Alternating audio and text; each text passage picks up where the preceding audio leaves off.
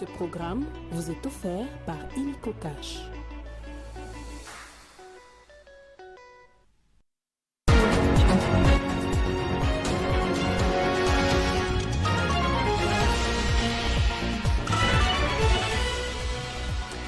À la une de cette édition du journal désigné il y a un mois pour mener des consultations en vue de la formation du prochain gouvernement, Ebérand Kolongele vient de se mettre au travail. L'équipe du conseiller spécial en matière de sécurité de Félix Tshisekedi a présenté ce qui s'apparente à sa feuille de route. Elle était en point de presse ce samedi, vous le suivrez dans le journal. Et un autre point de presse, celui de la ministre des Affaires étrangères, Thérèse Kayikwamba, qui a affirmé que le gouvernement congolais est prêt à négocier avec la rébellion si cela peut aboutir à la fin des hostilités et au retour de la paix. Et dans le monde en sport précisément, Georges Foreman n'est plus. Il y a 50 ans, il était en RDC, alors Zaïre, pour un combat resté l'un des plus importants de l'histoire de la boxe mondiale. Celui qui a été mis KO par Muhammad Ali est décédé à l'âge de 76 ans. Bonsoir à tous et bienvenue dans ce journal. Ces consultations concerneront la majorité au pouvoir, l'opposition et la société civile ainsi que des personnalités indépendantes. Elles débuteront donc ce lundi. Le formateur du gouvernement d'Union nationale, au mieux son équipe, était en point de presse ce samedi à l'hôtel du Fleuve. Commentaire et récit de Jenny Kayembe. Alors que la crise sécuritaire continue de peser sur les pays, pendant ces temps, le gouvernement de la République multiplie des stratégies en vue du rétablissement rapide de la paix dans la partie est de la République démocratique du Congo. Ce samedi, devant les acteurs du monde politique et social, le gouvernement a engagé une démarche de haute portée politique, celle de consulter des acteurs clés en vue de la formation d'un gouvernement d'union nationale. L'initiative traduit la volonté du chef de l'État, Félix-Antoine Tshisekedi Tshilombo, celle de vouloir unir toutes les forces pour affronter dans l'unité l'adversaire. Donnant effet à cette promesse du chef de l'État, nous avons l'honneur d'annoncer aujourd'hui le lancement de ces consultations politiques qui vont débuter le lundi 24 mars 2025 à Kinshasa. Prenant la parole à cette occasion, le directeur général des Télé 50, Jean-Marie Kassamba, a voulu avoir de l'éclairage sur le déroulement de ces consultations.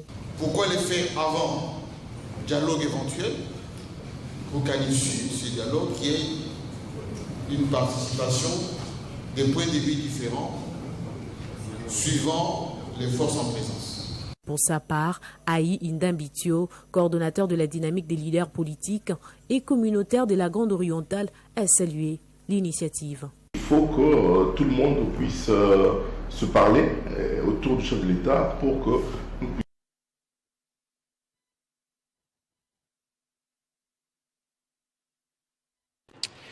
Cela pourrait être un tournant majeur dans la gestion du conflit entre la RDC et la rébellion du M23. Kinshasa affirme désormais vouloir engager un dialogue direct avec les rebelles dans l'espoir de mettre fin aux hostilités et aux violences contre les populations civiles. Lors de son point de presse, la ministre des Affaires étrangères, Thérèse Kayikwamba, a souligné qu'il s'agit d'une posture stratégique marquant une évolution dans l'approche du gouvernement face à cette crise persistante. En effet, nous avons très longtemps maintenu que interagir ou que des négociations directes avec le M23 ne devaient pas être notre priorité et surtout notre mode opératoire immédiat ou préféré.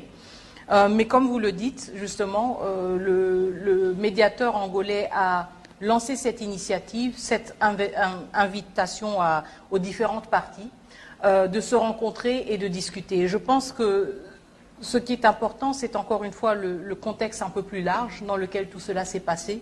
Une série d'engagements, de promesses de cessez-le-feu qui ne se sont pas matérialisées.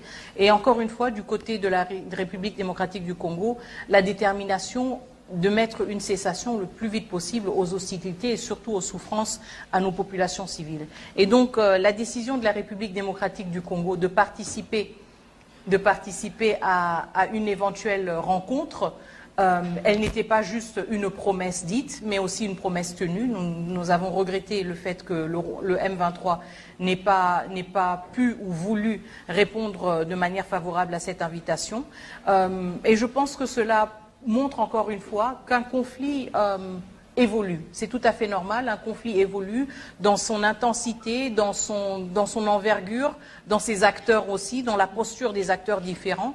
Et nous sommes dans une logique justement de l'évolution du conflit, et la République démocratique du Congo, à ce moment précis, a estimé qu'il était plus opportun pour nous et surtout pour nos populations d'engager cette discussion directe avec le M23 si cela aurait pour répercussion justement une cessation d'hostilité, une cessation des violences contre nos populations civiles. C'était des propos recueillis par Benjamin Moudiata. Dans l'actualité également, c'est une polémique qui pourrait agiter la scène politique congolaise. Le supposé accord entre le président Félix Tshisekedi et l'administration américaine de Donald Trump, un deal mine contre sécurité. Claudel Lubaya, Setki Kouni, Bienvenu Matumo et Jean-Jacques Lumumba ont dénoncé un bradage des ressources naturelles de la RDC. Ils accusent le président de la République de vouloir mettre aux enchères l'avenir du pays. Décryptage d'une controverse aux enjeux stratégiques. La gestion des ressources naturelles congolaises revient une fois de plus au cœur du débat politique. Une lettre signée par Claudel Lubaya, Setki Kouni, Bienvenu Matumo et Jean-Jacques Lumumba accusent le président Félix Tshisekedi de chercher à troquer les richesses minières du pays contre un soutien politique de l'administration de Donald Trump. Selon les signataires, cette démarche mettrait en péril la souveraineté de la RDC en soumettant son avenir économique à des intérêts étrangers. Dans leur texte, ces personnalités dénoncent une mise aux enchères des ressources stratégiques, notamment le cobalt et le cuivre, en échange d'une protection politique. Ils assimilent cette approche à celle des Mobutu à l'époque de la guerre froide et appellent les Congolais à se mobiliser contre ce qu'ils qualifient de bradage des minerais du pays. Face à ces accusations, Honoré Mvula monte au créneau pour défendre la position du gouvernement de Kinshasa. Dans une tribune publiée en réponse, il dénonce une tentative de manipulation orchestrée par des opposants qu'il accuse d'être eux-mêmes complices des spoliations passées des ressources congolaises. Il réfute catégoriquement tout marchandage et insiste sur le fait que les discussions entre la RDC et les États-Unis visent à renforcer les capacités du pays dans le secteur minier et non à livrer ses richesses à des puissances étrangères. Pour lui, l'objectif du président Félix Tshisekedi est clair, garantir que les richesses de la RDC servent les Congolais et non une élite corrompue ou des intérêts étrangers camouflés sous des discours trompeurs. Il assure que la RDC n'est ni à vendre ni en quête de protection et est dirigée par un chef d'État qui a fait le choix de la souveraineté et de la fermeté. Ce débat est révélateur d'une fracture en gestation dans le microcosme politique congolais. Reste à savoir quelles seront les répercussions concrètes de ces discussions en cours. Si le gouvernement affirme agir dans l'intérêt du pays, ses opposants appellent à une vigilance accrue pour éviter toute forme de prédation économique sous couvert de partenariat stratégique. Et à Walikale, l'armée appelle la population au calme et à ne pas céder à la manipulation de l'ennemi. Le porte-parole des FARDC, le colonel Guillaume Njike, accuse les rebelles du M23 d'avoir pris le contrôle de Walikale dans un but économique, notamment l'exploitation des richesses minières de la région. Selon lui, cette manœuvre s'inscrit dans une guerre économique orchestrée au profit du Rwanda. On l'écoute dans cet autre propos choisi par Benjamin Moudiata. Vous voyez cette précipitation de l'ennemi vers Walikale, plus précisément à Alphamine et à Bissiyé. Cela prouve à suffisance que les minéraux de la République démocratique du Congo ont des rapports avec l'agression dont nous faisons l'objet aujourd'hui de la part du Rwanda et de ses multiples alliés. Et donc, à notre population, Son Excellence, Monsieur le gouverneur de province, le général-major Eva Somo, demande de rester soudé, d'avoir confiance en son armée et dans les Ouazalènes, et de couper tout ravitaillement de l'ennemi en luttant contre le trafic illicite des minerais de la République démocratique du Congo. La ville de Kinshasa a procédé vendredi à l'ouverture en public des plis représentant les offres des entreprises soumissionnaires pour la réalisation de 78 projets de développement initiés par le gouverneur Daniel Bumba, une preuve de transparence assez inédite dans la gestion de la capitale. Le projet touche divers domaines essentiels à l'amélioration des infrastructures et des services de la ville de Kinshasa. Parmi les principales initiatives, on trouve la construction des 31 centres de santé à travers la ville, visant à améliorer l'accès aux soins pour la population. La construction de 27 écoles primaires pilotes réparties entre les districts de Lukanga, dont 7 écoles, de la Tchangou, 10 écoles, Moomba, 5 écoles et Funa, 7 écoles. La réhabilitation de 100 km de routes de dessertes agricoles, la construction de 2 marchés et des dépôts, la réhabilitation de l'abattoir, l'électrification de 20 écoles publiques et le développement d'une usine de transformation de produits agricoles. Le ministre provincial chargé du budget, José Noël Cheke, a souligné que cette initiative s'inscrit dans une démarche de transparence et de lutte contre la concurrence déloyale. Ces marchés ne représentent pas uniquement des transactions financières. Ils offrent une opportunité stratégique pour transformer la ville de Kinshasa en une métropole sécurisée, salubre et moderne, et ce, conformément à la vision chère de son Excellence, Monsieur le gouverneur de la ville de Kinshasa, qu'il a clairement coulé dans sa vision programme Kinshasa et Zobonga. Anaya Beya, directrice de cabinet adjointe chargée de l'économie, des finances et du numérique, a rappelé que l'ouverture publique des plis vise à s'assurer que les chantiers seront réalisés dans l'intérêt de la population, conformément aux engagements pris par le gouvernement provincial. C'est à l'issue de tout ce processus transparent des travaux des experts et aussi des membres des communautés bénéficiaires, c'est-à-dire des communes, qu'il y aura un rapport qui nous permettra de connaître la totalité des soumissionnaires et également les offres qui seront retenues. Pour garantir le respect de la procédure, une commission avait été mise en place quelques mois auparavant sous la direction de la directrice de cabinet adjointe chargée de l'économie et des finances. Cette commission a pour mission de veiller à la transparence et à la régularité du processus de passation de marchés publics. Cette initiative marque un pas important vers la bonne gouvernance et la responsabilisation des acteurs impliqués dans le développement de Kinshasa. Encore une autre mise au point à l'ANADEC après la polémique autour de la suspension de son directeur général. La vice-présidente de l'intersyndicale est sortie de son silence et affirme que le ministre de l'Industrie, Louis Watoum, accusé à tort par certains de népotisme dans cette affaire, a agi en toute légalité. Judith Banawela reproche au directeur suspendu sa mauvaise gestion. On l'écoute. Nous savons déjà comment le DG Kizaba fonctionne. Vous aviez fait avec les CA, écrit les articles tout le temps. La campagne médiatique pour détruire les autres n'est pas bien du tout. Depuis la nomination du ministre, il ne s'est jamais impliqué dans les conflits de l'ANADEC, alors que les conflits existaient déjà depuis une année avant que lui n'arrive.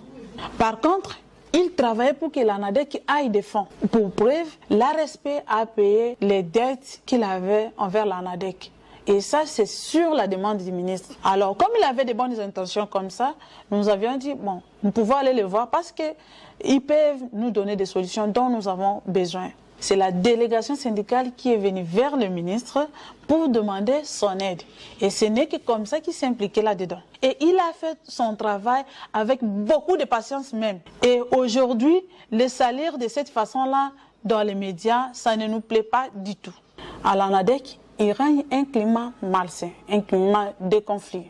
Depuis le début jusqu'à aujourd'hui, il n'y avait aucun document stratégique, pas de PTBA, pas de plan stratégique. Donc, même les activités se faisaient. Si toi tu dors, tu te réveilles, tu proposes une activité, et si l'autorité trouve que c'est important, il approuve et vous faites cette activité-là. Ce n'était pas coordonné, tout ce qui se faisait à l'ANADEC. On avait vraiment marre que rien ne s'est fait. Il n'y a pas de travail. Les gens sont là, ils viennent. On est dans les conflits entre les autorités. Le conseil d'administration est là pour donner des orientations, pour prendre des grandes décisions et le DG est là pour exécuter. Et quand il dit lui-même que moi je ne peux pas exécuter les ordres, ça devient quoi? Je pense qu'on doit attendre, voir comment aujourd'hui là il y a la paix à l'ANADEC, je peux dire ça, il y a le calme et tout. On va observer cette ambiance, si ça continue ou si ça ne continue pas. Et s'il y aura des problèmes, en tout cas, nous sommes du côté de la vérité, on dira toujours la vérité. Retour dans ce journal sur la participation du gouverneur du Tanganyika, Christian Kitungwa, à la réunion d'élaboration du plan stratégique du climat des affaires présidé jeudi dernier par le chef de l'État. Le gouverneur de province y a exposé les enjeux et défis majeurs liés à la croissance économique et à l'attraction des investisseurs en RDC, notamment dans son administration. Le gouverneur du Tanganyika, l'honorable Christian Kitungwa Muteba, a pris part ce jeudi 20 mars 2025 par visioconférence à une réunion de haut niveau portant sur le plan stratégique d'amélioration du climat des affaires en vue de la transformation structurelle de l'économie. Cette rencontre présidée par le chef de l'État, Félix-Antoine Tshisekedi Tshilombo, a permis de discuter des enjeux majeurs relatifs à la croissance économique et à l'attraction par la République démocratique du Congo des investisseurs. Mais sans vouloir faire une entorse au protocole, est-ce qu'on peut encore le tenter pour entendre un ou deux gouverneurs? Ce serait dommage. Les débordements au niveau de la Lukuga. Et la Lukuga, c'est pratiquement au centre-ville de Kalemi. Il faut aussi faire, comment est-ce qu'on appelle là? Au cours de la réunion, le gouverneur Christian Kitungwa Muteba a présenté les défis auxquels fait face sa province et les efforts entrepris pour surmonter les obstacles et favoriser le développement local. Et avec les efforts que nous avons eu à fournir avec la Banque mondiale, déjà nous aurons des murs de soutènement et des digues qui seront construites parce que le fonds est déjà disponible pour le Tanganyika et le Sud Kivu. Le président Félix-Antoine Tshisekedi Tshilombo a insisté sur la nécessité de créer un environnement propice à la fois sain et attractif pour les investisseurs, condition sine qua non pour une transformation durable de l'économie nationale. Et le gouverneur du Olomami, Banza Mouloumé Marmon, a inspecté le projet agricole du centre d'initiative et de développement du village Sungulukanda. Le chef de l'exécutif provincial a passé au peigne fin l'évolution du projet. Le village Sungulukanda, situé à plus de 25 km de la ville de Kamina, a accueilli une forte délégation conduite par le gouverneur Banza Mouloumé Marmon, la vice-présidente de l'Assemblée provinciale, le général de la base militaire et autres invités. L'objectif poursuivi dans cette entité est celui d'encourager les femmes agriculteurs. C'est là l'occasion des activités dédiées au mois de mars, mois de la femme. Dans sa causerie morale, Banza Mouloumé Marmon a félicité toutes les femmes qui ont compris que l'agriculture reste un élément moteur dans le développement d'une entité. Le gouverneur du Olomami a été contraint de faire les pieds au moins 5 km pour visiter les champs, fruit d'une association Centre d'initiative et de développement. Sur place, la délégation a encouragé cette classe féminine de toujours demeurer dans cet élan. Le président de la République met au centre de ses préoccupations la femme. C'est que nous voulons que la femme puisse commencer à investir dans le domaine de l'agriculture. Nous avons des moyens des intrants agricoles. Nous avons le ministre de l'Agriculture qui a amené les intrants, une partie d'intrants, mais on peut encore amener une autre partie. Nous avons maintenant l'obligation d'accompagner les associations de mamans impliquées dans l'agriculture pour lutter contre la malnutrition qui frappe nos enfants. Après la visite de ces différents champs, Banza Mouloumé Marmon, gouverneur, a remis aux différentes femmes les ou une façon de les encourager, c'est là, sous la satisfaction des bénéficiaires. Et dans le cadre de ces vacances parlementaires, la questeure de l'Assemblée nationale, Chimène Polipoli, s'est rendue dans la province du Olomami, où elle a communié avec les habitants de Malémankoulou. Lors du meeting qu'elle a tenu, Chimène Polipoli a réitéré son soutien indéfectible au président de la République et a appelé la jeunesse à s'enrôler dans l'armée afin de défendre l'intégrité du territoire national. Le jeudi 20 mars était un jour particulier et spécial pour la cité des Malémankoulou dans la province du Olomami. Toute la population s'était donné rendez-vous à l'aérodrome pour accueillir l'honorable questeur de l'Assemblée nationale, Chimène Lunda Polipoli. Hommes, femmes, jeunes et vieux, toutes tendances confondues, se sont retrouvés à l'aérodrome et à la place de meeting. Tout a commencé par une procession exceptionnelle. L'entrée de Chimène Polipoli à Malémankoulou a ressemblé en ce jour de Rameau à l'entrée de Jésus-Christ à Jérusalem. Au lieu du meeting, c'était des acclamations et les ovations. L'honorable Chimène Lunda Polipoli, questeur de l'Assemblée nationale, a dans son speech remercié la population pour l'accueil chaleureux lui réservé. Elle a également remercié le chef de l'État, Félix Tshisekedi Tshilombo, pour sa détermination à ramener la paix dans l'Est de la République démocratique du Congo.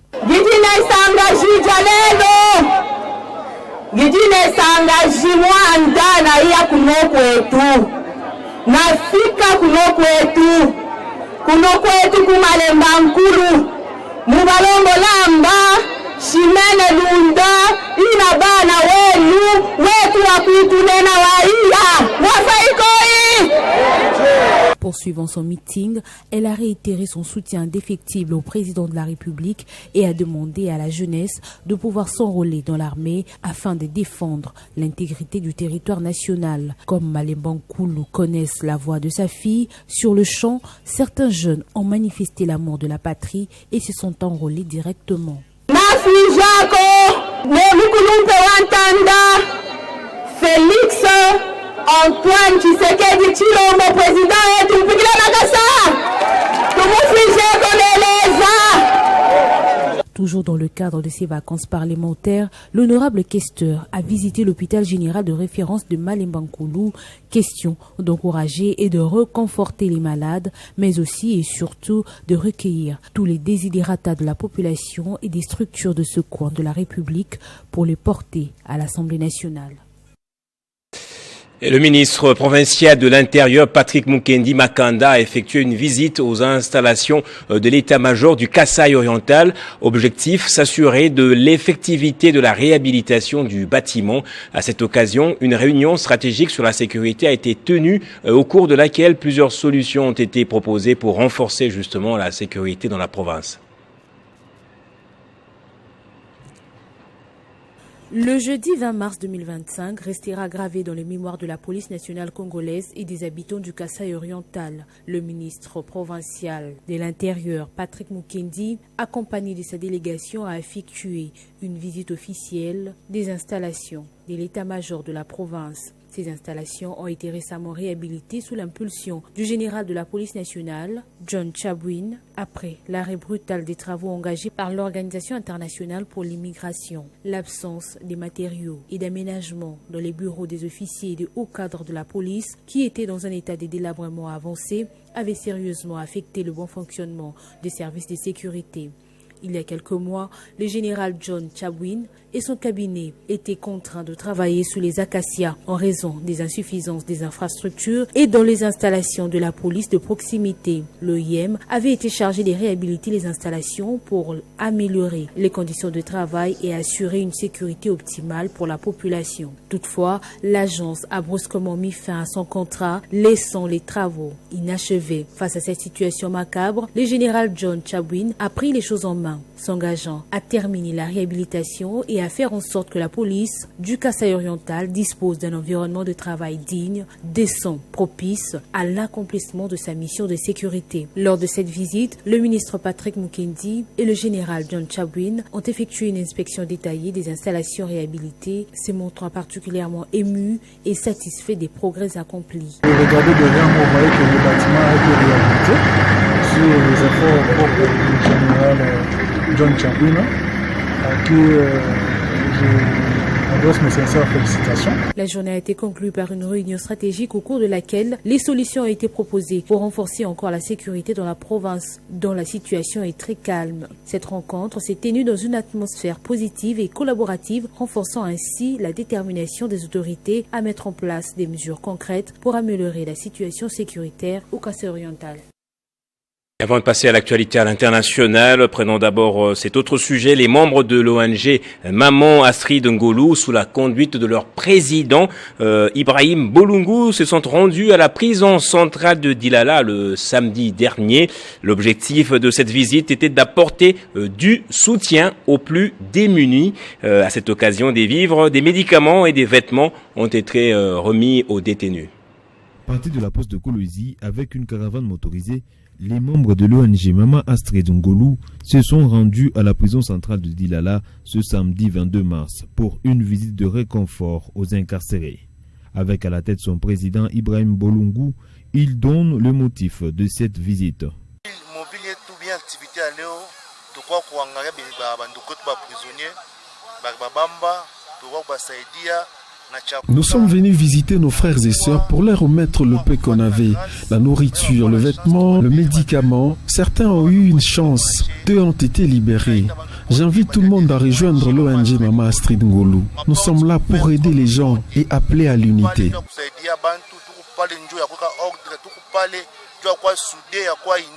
Mettant en exergue l'objectif de leur organisation, les membres de l'ONG se sont fait accompagner de quelques vivres, médicaments et vêtements pour subvenir aux besoins de ces prisonniers. À cette même occasion, l'ONG Mama Astrid Ngolu, sous l'égide de son président Ibrahim Bolungu, a régularisé les factures de quelques détenus pour assurer leur libération, une satisfaction pour les personnes libérées.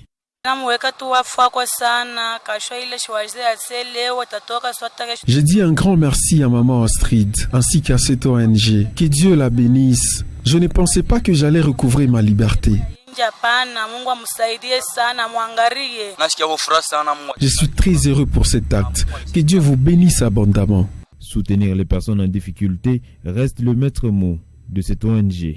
Par ailleurs, elle a effectué sa 2e sortie après sa naissance officielle en début de ce mois de mars 2025. Le célèbre boxeur et adversaire de Muhammad Ali dans le combat du siècle, Georges Foreman, est décédé à l'âge de 76 ans.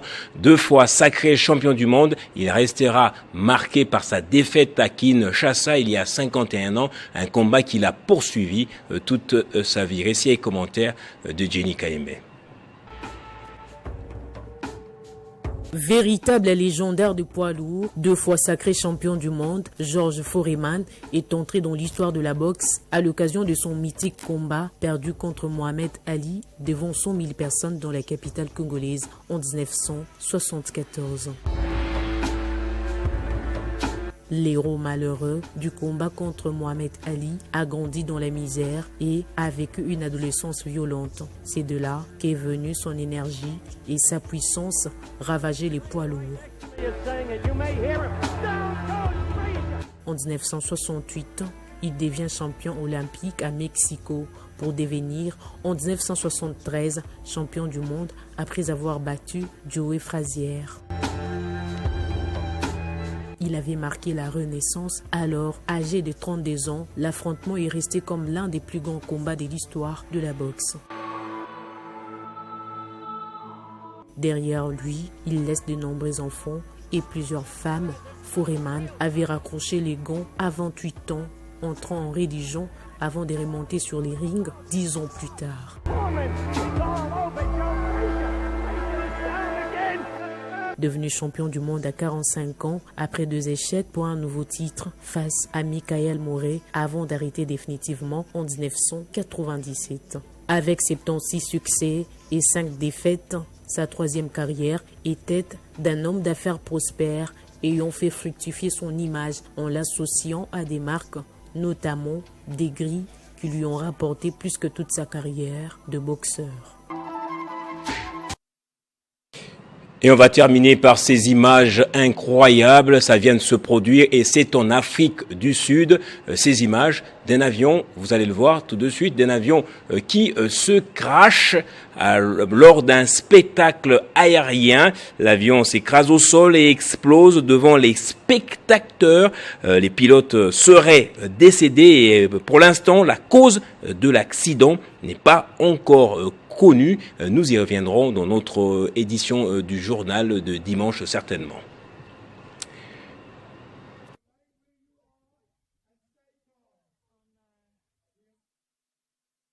Voilà qui nous amène à prendre le rappel des titres de ce journal à présent.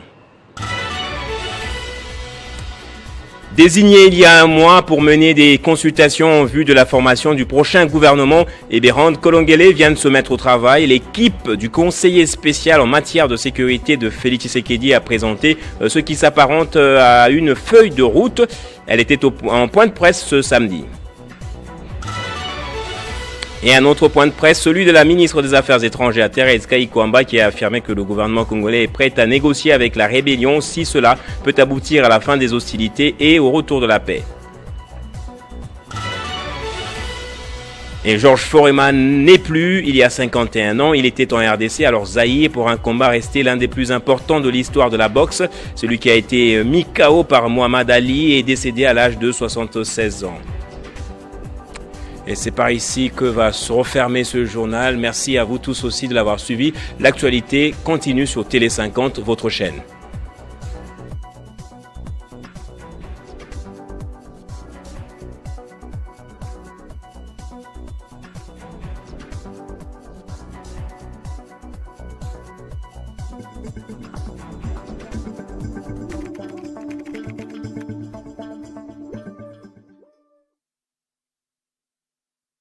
Ce programme vous a été offert par Illico Cash.